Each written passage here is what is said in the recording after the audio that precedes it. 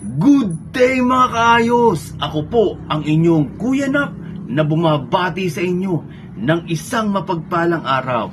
Kung bago lang kayo sa content ko, ngayon nyo lang ako nakita, isang like, isang comment, isang share. Masaya na po talaga ako doon. At pag-usapan natin yung mga importanteng bagay, hindi man nausapin ngayon, na talaga namang nangyayari mismo sa buhay nating lahat. Ito ang pag-usapan natin mga kaayos. Ang pag-usapan natin tungkol sa pagyaman.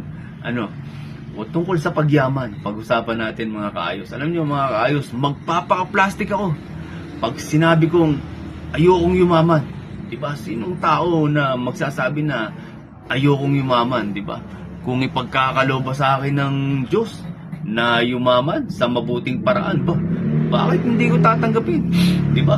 Tatanggapin ko yan. Talagang gugustuhin ko talaga na yumaman. Lahat tayo gusto natin na umasenso yung buhay natin, di ba? Medyo abnormal ka pagka sinabi mo ayoko yumaman, gusto ko mahirap lang ako. Medyo may lagitik ang utak mo pagka ganun ang mindset mo, di ba? Mga kaayos, lahat tayo gustong sumaya ang buhay natin dahil sa pera. Lahat tayo gustong sumaya yung mga mahal natin sa buhay, pamilya natin, mga anak natin dahil sa pera. Diba? Ganyan yung mga nagagawa ng pera. Kaya nga nagsisikap tayo mga kaayos na maghanap buhay. Diba? Bawal, sabi ng Diyos, bawal ang tamad. Dapat maghanap buhay tayo. O kaya naman sumusubok tayo magnegosyo. Diba? Para umangat-angat naman yung buhay natin kahit pa paano. Diba? Minsan nga, nananalangin pa tayo sa Diyos para magtagumpay dun sa mga plano natin sa buhay, sa mga trabaho, hanap buhay natin, negosyo. Diba? Nananalangin tayo. Ang tawag namin yan sa loob ng Iglesia ni Cristo, nagpapanata. Nagpapanata kami. May oras sa isang araw na naglalaan kami ng oras para ipanalangin. Halimbawa, sige, nagtakda ako ng 1 linggo. Magpapanata ako ng ganitong oras. Lagi yun, araw-araw. Yun yung tinatawag na panata. Itatali mo yung sarili mo sa ganung oras para kausapin ng Diyos dun sa mga gusto mong plano sa buhay mo. Ganun ang panata mga kaayos. Pero merong isang uri ng pagyaman. Ito, meron namang isang uri ng pagyaman na siguradong hindi galing sa Diyos. Alam nyo kung ano yun mga kaayos? Ito, yung pagnanakaw. Sigurado, pag nagnakaw ka, tapos yumamang ka, hindi galing sa Diyos yan. Galing sa diablo yan, galing sa demonyo yan. Yung kayamanan niya. Alam nyo mga kaayos, meron kasing iba't ibang uri ng magnanakaw ngayon, di ba? Iba kasi nagnanakaw para sa pagkain. Di ba? Nakakaawa yung mga ganun. Hindi ko rin sila masisisi. Iba kasi ang naiisip ng tao pagka walang laman ng sikmura, pagka walang makain. Diba? Hindi nila alam ang gagawin. Kaya ang gagawin pagka nagkaroon ng opportunity na nakadisplay yung isang bagay na pwedeng nakawin, nakawin nila yun para ipambili ng pagkain. May sabihin, hindi nila sinasadya. Meron naman para sa luho. Nagnanakaw para masunod yung luho nila sa buhay.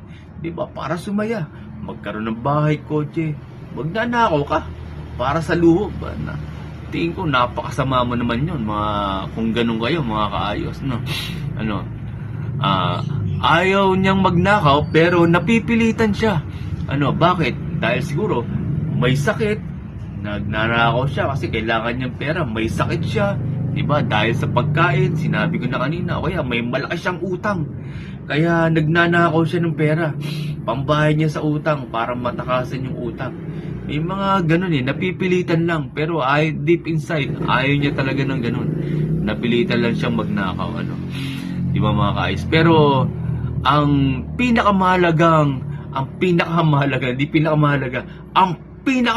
magnanakaw ngayon. Di ba? Ito, usap-usapin sa atin, sa bansa natin ngayon, di ba? Ang pinakamalalang magnanakaw ngayon, yung politikong magnanakaw. Yung pinakamalala, nakakatakot na magnanakaw ngayon, di ba mga kaayos? Di ba kasi meron na nakukulong yung mga magnanakaw na snatcher, di ba? Yung mga akyat bahay, scammer, online scammer, di ba? Pag nahuli ang mga yan, nakukulong yan, di ba? Ang mga nananakaw nila, libo-libo lang, di ba? Kaya, daan libo, milyon-milyon. Pero pag nahuli sila ng mga alagad ng batas, ikinukulong agad sila, di ba? Pero sa mga politikong magnanakaw, biruin mo, bilyon-bilyon, trilyon-trilyon yung ninanakaw sa bansa natin. Pero hindi nakukulong. Ayun yung mga nakakatakot na magnanakaw, mga kaayos. Sana matigil na yung mga ganong uri ng magnanakaw.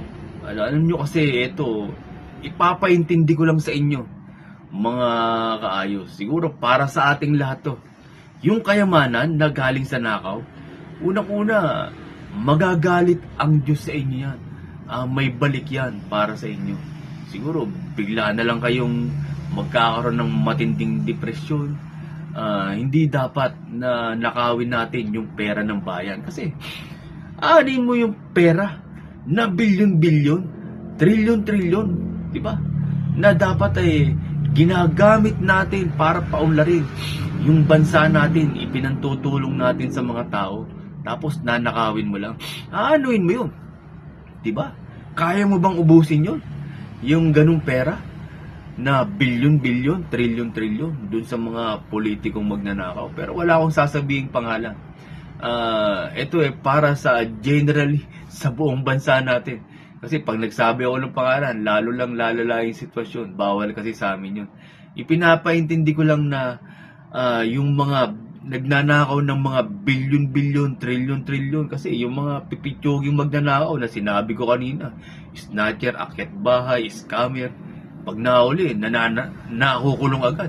Samantalang etong mga to, nagnanakaw ng bilyon-bilyon, trilyon-trilyon, hindi man lang nakukulong.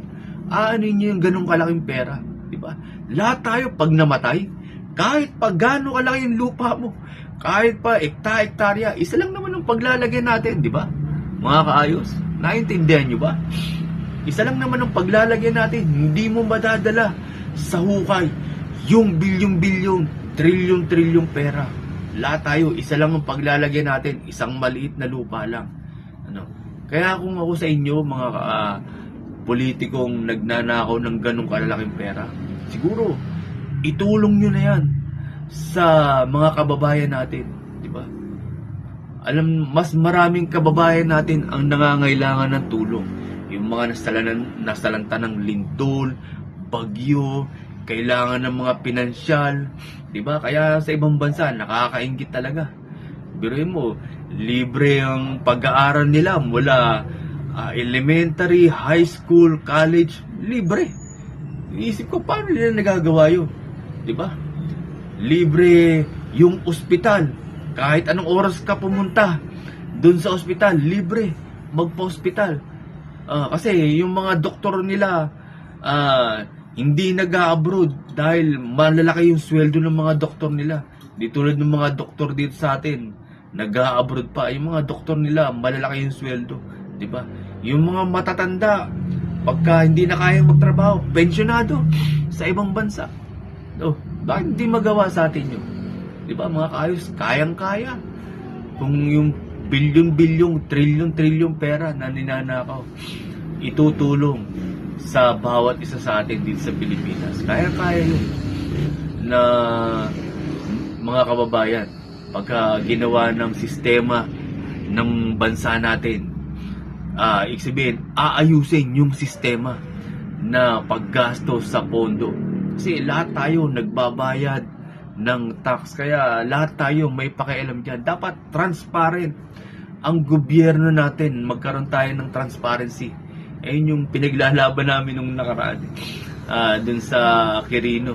Isa rin ako sa naandun, 2 araw kami dun, dapat 3 araw, pero itinigil na kasi baka magkagulo. Pero ayun yung pinaglalaban namin, dapat transparent yung nangyayari sa gobyerno natin, lalo na sa mga ganyang pondo-pondo, di ba? Kung magkaroon kayo ng pinondohan kayo, halimbawa ikaw, congressman ka, pinondohan ka na halimbawa 1 billion, halimbawa, tapos may insertion na 1 billion din. Diba? May mga ganun eh.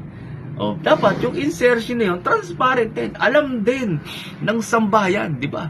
Hindi yung ililihim yung mga insertion. Kasi importante rin naman yung mga ganung insertion, di ba? Kasi itutulong nyo rin naman yan sa mga kababayan natin, lalo na pag may mga ganyang kalabidad.